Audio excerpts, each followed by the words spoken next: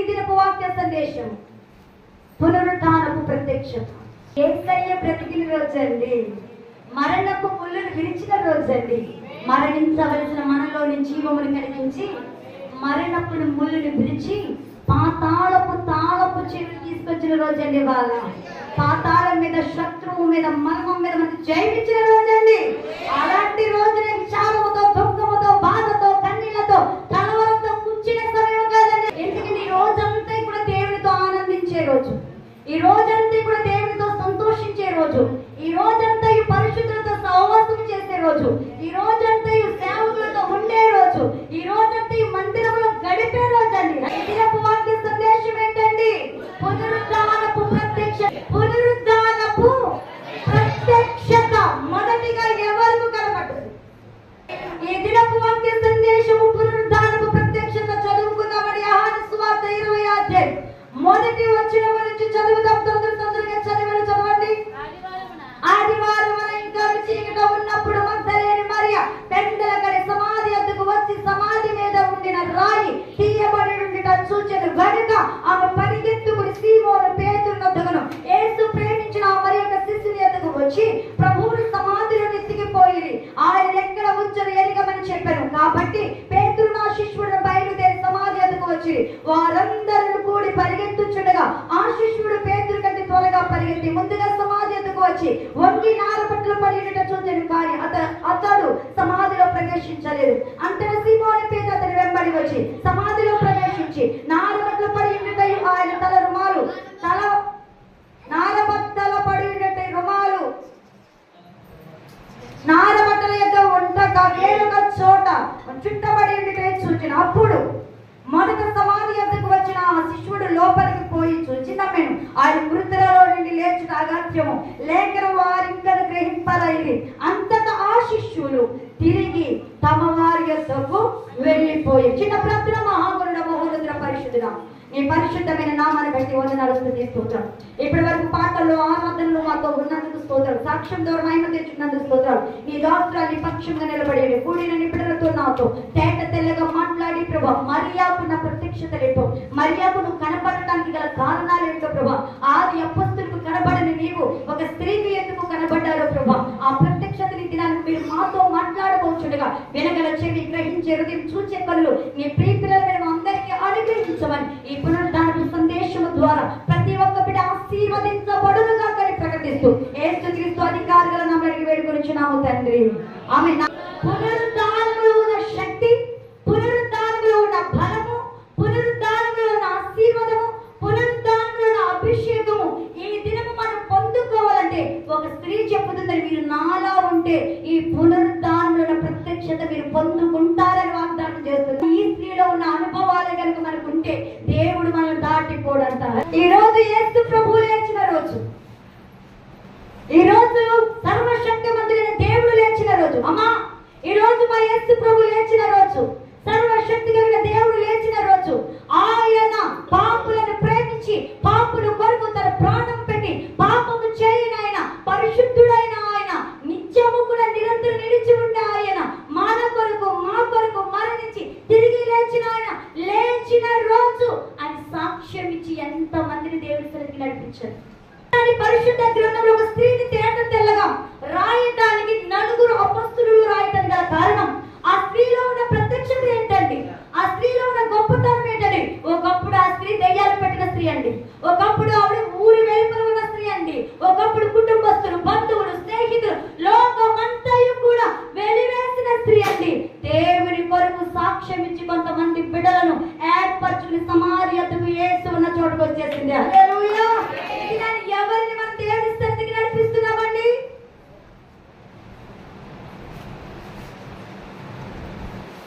ఈ స్త్రీ చెప్తుందండి, అమ్మా నాకు ఊరకే యేసయ్య ప్రత్యక్షం అవ్వాలా, అంటే యేసయ్య చెప్తున్నారు నేను ఊరకే ఆమెకి ప్రత్యక్షం అపొస్తలులు కాదని ఈ స్త్రీకి ప్రత్యక్షత అవ్వడానికి గల కారణం ఈ స్త్రీలో ఒక ప్రత్యేకమైన అనుభవాలు ఉన్నాయి. హల్లెలూయా.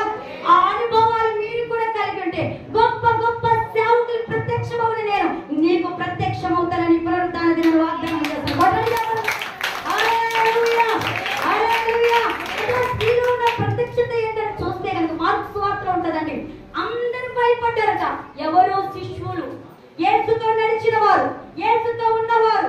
యేసు అధికారం ఇచ్చి మీరు దురాత్మలను, పాపమును, మనుషుల ఉన్న రోగులను స్వస్థపరచడానికి వెళ్ళండి అని అధికారం ఇచ్చి అభిషేకించిన శిష్యులు కూడా దాక్కున్నారంటే. శిష్యులు కూడా వణుకుతూ దాక్కున్నారంట రోమా ప్రభుత్వపు సైన్యానికి. కానీ ఈ స్త్రీ మాత్రం జడవలేదంట. ఈ స్త్రీ మాత్రం భయపడలేదంట. తనతో పాటు యోహన్నాను, తనతో పాటు కొంతమంది స్త్రీలను, తనతో పాటు మరి ఒక మరియని, అమ్మా యేసు ప్రభువు చెప్పారు కదా లేస్తానని చెప్పారు, ఆయన దగ్గరికి వెళ్ళి ఈ సుగంధ ద్రవ్యాలు. ఆడోళ్ళకి ఎంత భయం అంటారు? మనందరం పిరికి వాళ్ళమేనండి, ఎవరు కూడా ధైర్యవంతులు. కానీ అర్ధరాత్రి వేళ, తెల్లవారుజామున తనొక్కతే కాదు కొంతమంది స్త్రీలను పోగేసుకున్నంట సమాధి దగ్గరికి వచ్చిందంట. యేసు ఉన్న చోటుకి వచ్చిందంట. హల్లెలూయా. లోకం దగ్గరికి వెళ్ళలేదండి, లోకస్తుల దగ్గరికి వెళ్ళలేదండి, లోకంలో ఉన్న వారి దగ్గరికి వెళ్ళలేదండి, లేకపోతే శిష్యులు వలె భయపడుతూ దాక్కోలేదండి. కానీ ధైర్యం తెచ్చుకుందంట. తన తోటున్న స్త్రీలకు ధైర్యపరిచిందంట. కానీ ఈ స్త్రీ మాత్రము యేసు ఉన్న చోటికంట, సమాధి దగ్గరికంట, ఆ తోట దగ్గరికంట, నేను చనిపోయిన యేసు కొరకు చనిపోతాను, రోమా ప్రభుత్వం నన్ను చంపేసినా పర్వాలేదు చనిపోతాను, కానీ నా యేసు ఉన్న సమాధి దగ్గరికి నేను వెళ్ళాలి, నా యేసు దేహాన్ని నేను చూడాలి, నేనే కాదు నా చుట్టూ ఉన్న నా విశ్వాస స్త్రీలు కూడా చూడాలని ధైర్యం పురుకొల్పిందంట. దేవుని దగ్గరికి తీసుకొచ్చిందంట. గొడ్డలి కష్టాలు ఉండొచ్చు, ఇది నా నీకు బాధలు ఉండొచ్చు, ఇది నా నీ కన్నీరు ఉండొచ్చు, ఇది నీ కుటుంబం చేత, నీ భర్త చేత, నీ భార్య చేత, నీ ఇరుగు పొరుగు వారి చేత, నీ తోబుట్టువుల చేత, లేకపోతే లోకస్తుల చేత నీకు కన్నీరే ఉండేమో, అయినా నువ్వు ధైర్యం తెచ్చుకోమని పునరుద్ధాన దినం దేవుడు వాగ్దానం చేస్తున్నాడు. నువ్వు ఒంటరి దానివి కాదు, నేను జీవము కలిగిన దేవుడు నీకు తోడైంది, నీకు యజమానుడిగా ఉన్నాను, ఇప్పటి వరకు నడిపించిన దేవుడు ఇక ముందు నడిపించబోతున్నా. ఆయన ప్రత్యక్షం అవ్వాలంటే ఆయన ఉన్న చోటకి రావాలి. ఎవరి దగ్గరికి రావాలంట?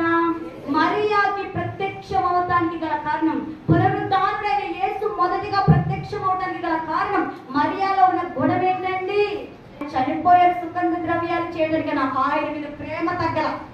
ఆ చీకటిలో మనుషులు ఎవ్వరు లేరు, ఆ చీకటిలో మనుషులు ఎవ్వరు లేకపోయినా ఒంటరిగా ఆయన వెళ్ళిపోయిందండి. సేలు తీసుకెళ్తే ఈవిడ ఆశగిరి యేసు దేహానికి మధ్య ఒక రాయి ఉండిపోయిందంట.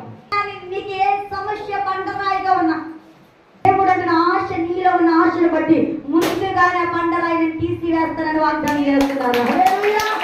దేవదూతనే భూమి మీదకి పంపించి వీరు ఎల్లక ముందే అక్కడ రాయిని పలించేస్తారు. పాపము ద్వారా, వ్యాధి ద్వారా, సమస్య ద్వారా, నిందల ద్వారా ఇది నాకు అడ్డుబండగా ఉందయ్యా, నీ దగ్గరికి రావాలనే ఆశ. కానీ నాకు వచ్చి నీ సమస్యను చూస్తుంటే నిరాశ కలుగుతుంది, ఈ సమస్యను చూస్తుంటే నాకు దుఃఖం వస్తుంది, ఈ సమస్యను చూస్తుంటే నా ప్రార్థనను ఆలకిస్తున్నావా అనే అనుమానం నాకు వస్తున్నాయి అని నీవంటుంటే, నువ్వు ప్రేమిస్తున్న దేవుడు అంటున్నాడు, నా కుమార్తె నువ్వు నా ఎదురుకు వస్తే చాలు, నీ ఎదుట కనబడుతున్న సమస్యలు ఈ దినములే తొలగించబోతున్నానని వాగ్దానం చేస్తున్నాడు. పంట తొలగిపోవాలని రావాలి, యేసు దగ్గరికి రావాలి. ఆయన ప్రత్యక్షం అవ్వాలంటే నీవెక్కడికి రావాలి చెప్పాలి. నా బాధను ఎవరికి చెప్పుకోలేదు, నా దుఃఖాన్ని ఎవరికి చెప్పుకోలేదు, నా ఆవేదన ఎవరికి చెప్పుకోలేదు. చెప్పుకోవాలని ఆశ ఉన్నా చెప్పుకుని ఆదరించేవారు నాకు తోడు లేక నేను ఎవ్వరికి చెప్పుకోలేక నాలో నేనే కుమ్మిలిపోయారు నా కష్టాలను బట్టి అన్న నా ప్రియమైన సహోదరుడు, సహోదరి, నీకు నా యేసు ఇస్తున్న వాగ్దానం, మగ్దలేను మరియ వలె ప్రేమించిన హృదయం యేసు వద్దకు వస్తే నీ జీవితంలో ఆ ఒంటరితనం తీసివేసి, ఆ బండలాంటి సమస్యను తీసివేసి, ఆ బండలాంటి వ్యాధిని తీసివేసి, ఆ బండలాంటి నిందను తీసివేసి, ఆ బండలాంటి శోధన తీసివేసి, ఆ బండలాంటి సమస్యను తీసివేసి నా దేవుడు నీకు ఆయన ప్రత్యక్షము కాబోతున్నాడు. ఆయన ప్రత్యక్షం అంటే ఏమవుతుందని చెప్పమంటారా? భూమికి ఆకాశమందు ఆశ్చర్యమైన దేవుడు నీకు ప్రత్యక్షత అయితే ఏ మేలు కొదువయ్యడు. ఆశపడి పునరుద్ధాన దినం దేవుని మందిరంలోకి వచ్చి దేవుని వాక్యం విని కన్నీరు కడుతూ దుఃఖిస్తూ నా జీవితం ఇలాగే ఉందయ్యా, నేను నిన్ను ప్రేమిస్తున్నాను, నీ దగ్గరకు వస్తున్నానని చెబుతున్నారు. వారందరికీ నా దేవుడు ఇస్తున్న వాగ్దానం, నా కుమార్తె, నా కుమారుడా, నేను నిన్ను విడువను, ఎడబాయను. మగ్దలేని మరియాకి ప్రత్యక్షమైన రీతిలో నేను నీకు ప్రత్యక్షం అవ్వబోతున్నాను. నేను ప్రత్యక్షమవుతే నీ జీవిత చరిత్ర మార్చబడబోతుంది. నేను ప్రత్యక్షమవుతే నీ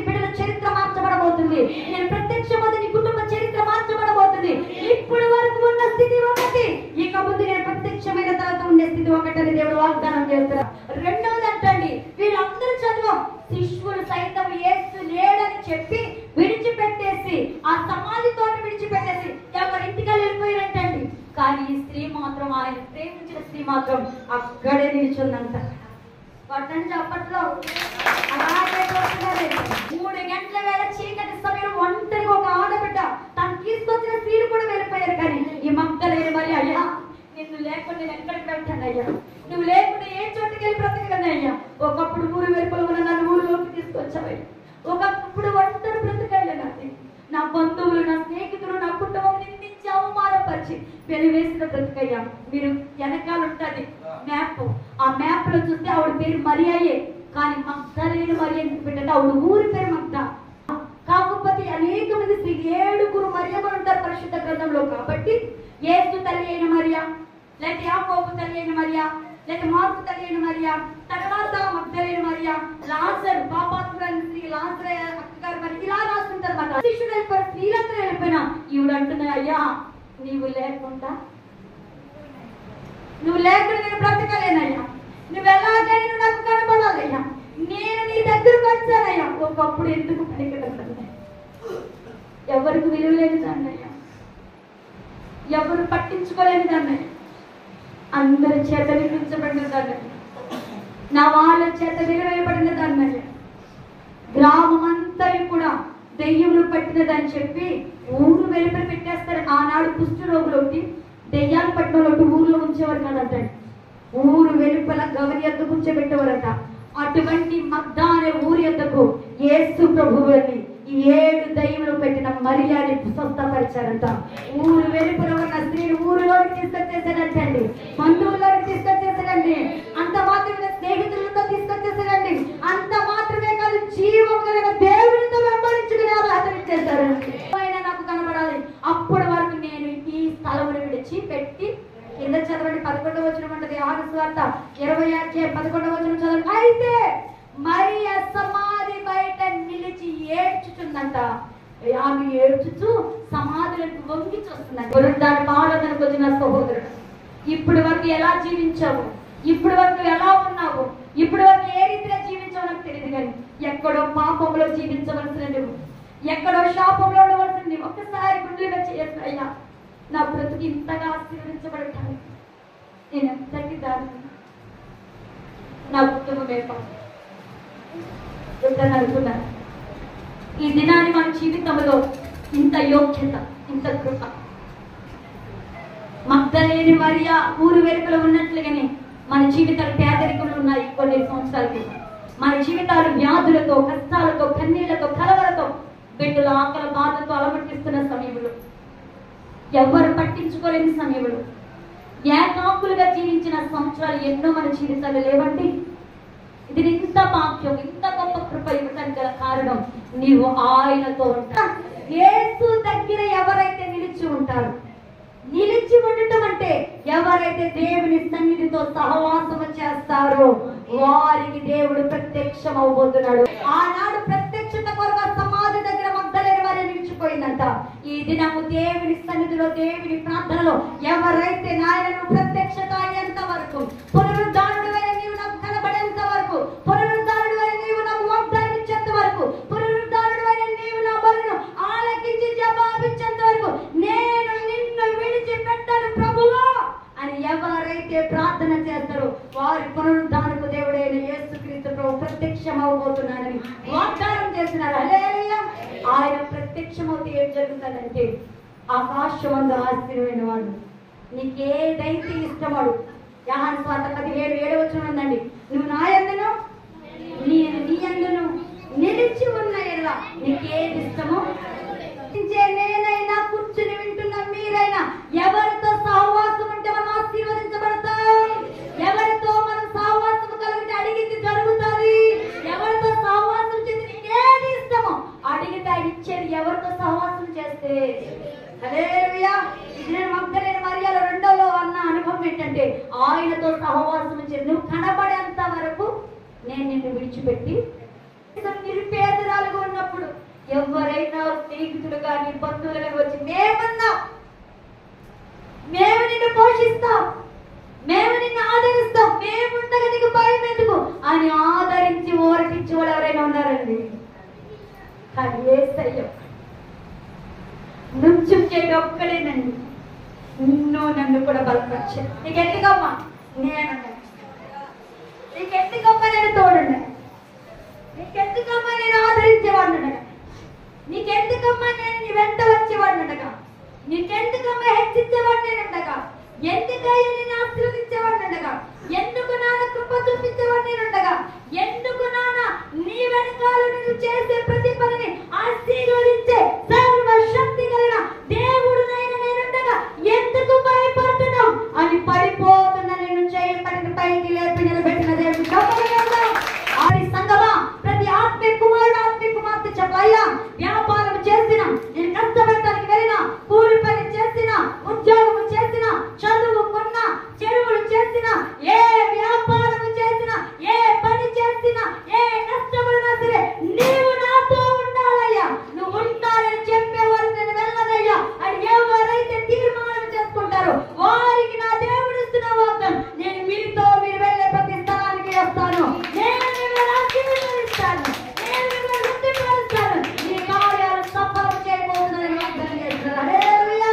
మొదటిది ఏంటంటే యేసు దగ్గరికి వచ్చేది, రెండోది యేసు దగ్గర కనబడేంత వరకు నిలిచి ఉంది, మూడోది యేసు కనబడకపోయేటికి వెతికిందంట. నన్ను జాగ్రత్తగా వెతికే వారికి ఎవరు దొరుకుతారంట?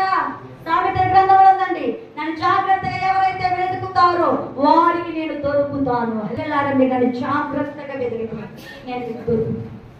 కానీ పై పైన వెతుకుతున్నారు, మీరు నామల్లిగా ఊరక వెతికినట్లు వెతుకుతున్నారు, ఎటగులతోనే వెతుకుతున్నారు, హృదయాంతరంగంతోనే వెతుకుతాలేదు కాబట్టి నేను మీకు దొరకటానికి.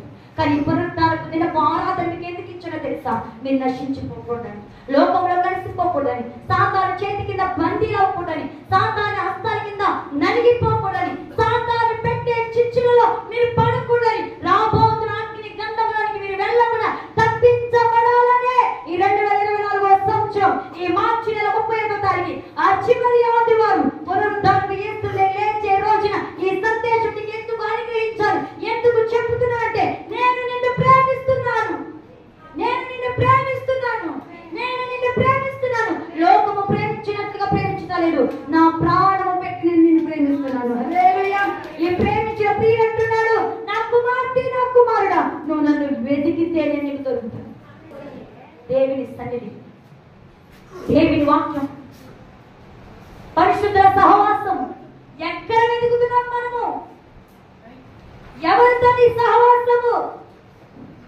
దేవుడు దొరకాలంటే దేవుడి సన్నిధికి రావాలి, దేవుడు కనబడాలంటే దేవుని వాక్యం చదవాలి, దేవుని ప్రత్యక్షత కావాలంటే పరిశుద్ధులతో సహవాసము. మగ్దలేని మరియ మూడో అనుభవం ఏంటో చెప్పమంటారా? ఏ నిలిచిపోయిందంట, నువ్వు లేకుండా నేను బ్రతకలేనయ్యా, నువ్వు లేకుండా నేను మరలా ఇంటికి వెళ్ళనయ్యా. నా శిష్యులు వెళ్ళిపోవచ్చు, అపోస్తుల పేరు పెట్టిన వారు వెళ్ళిపోవచ్చు, నాతో వచ్చిన స్త్రీలు కూడా వెళ్ళిపోయారేమో, కానీ నేను మాత్రం నిన్ను విడిచిపెట్టి వెళ్ళను. ఎందుకు వెళ్ళను మరియా? నాకు నా ప్రియుడు కనబడేంత వరకు వెళ్ళను. హల్లెలూయా. నేను ప్రాణంగా ప్రేమించే నా ప్రియుడు కనబడేంత వరకు చూసిన ఆశే కదండి. ప్రేమించే వాళ్ళంటే ఎంతమందికి అంత ఆశ, ఇంతమంది కూర్చున్నా ప్రేమించే వ్యక్తి రాత్పడికి ఉదయం కలవరం అవుతుంది కదా, అంతేనండి. అది ఫ్రెండ్స్ అయినా, భర్త అయినా, భార్య అయినా, లేకపోతే ప్రియుడు ప్రియురాలైనా, లేకపోతే స్నేహితులైనా, అక్క చెల్లెైనా, తల్లిదండ్రులైనా, ప్రేమించే వ్యక్తి 10,000 మంది ఉన్నా సరే ఆ వ్యక్తి కనబడపడికి ఎలా ఉంటది? అదే రీతిలో మగ్దలేని మరియ ఉందండి, సమాధి దగ్గర ఉందంట, ఏడ్చేస్తుందంట, కొంచెం చూస్తుందంట. అంటే ఎక్కడన్నా కనబడతారేమో, లేదా దాక్కున్నారే, ఎందుకు చూస్తున్నామో తెలియదండి. అలా చూస్తూ ఏడ్చిందట, తోటంతా వెతుకుతుందంట. ఏం చేస్తుందంటమ్మా? ఆ చీకటి తనకి ఆ ప్రేమే ధైర్యం ఇచ్చుంటారు. యేసు మీద నా పిచ్చి ప్రేమే ఆ మగ్దలేని మరియకి ధైర్యం ఇచ్చేసిందండి. ఆ తోటంతా యోసేపు తోట, అరిమతయి యోసేపు తోటంతా వెతుకుతూ ఉందంట. ఆ దేవదూతలు కూడా చెప్పారు, అమ్మా ఇక్కడ లేడు, సహోదరులు కలుసుకోవడానికి గలిలయకి వెళ్ళిపోయాడు, నీకంటే ముందు ఆయన వెళ్ళిపోతాడు, అక్కడికి వెళ్ళదు. లేదు లేదు, నా ప్రియుడు నా కోసం వస్తాడు అనుకున్నాను. తెలుసు ఇప్పుడు తన ప్రేమ, తన వెతుకులాట, తన నిలిచి ఉన్న స్థితి, తనలో ఉన్న ఆశ, ప్రియుడైన యేసయ్య తనను దాటిపోలేదండి. హల్లెలూయా. తండ్రి దగ్గరికి వెళ్ళకుండా, శిష్యుల దగ్గరికి వెళ్ళకుండా, ఈ స్త్రీ దగ్గరికి యేసయ్య మొట్టమొదటిసారి వచ్చి ప్రత్యక్షమైపోయాడు.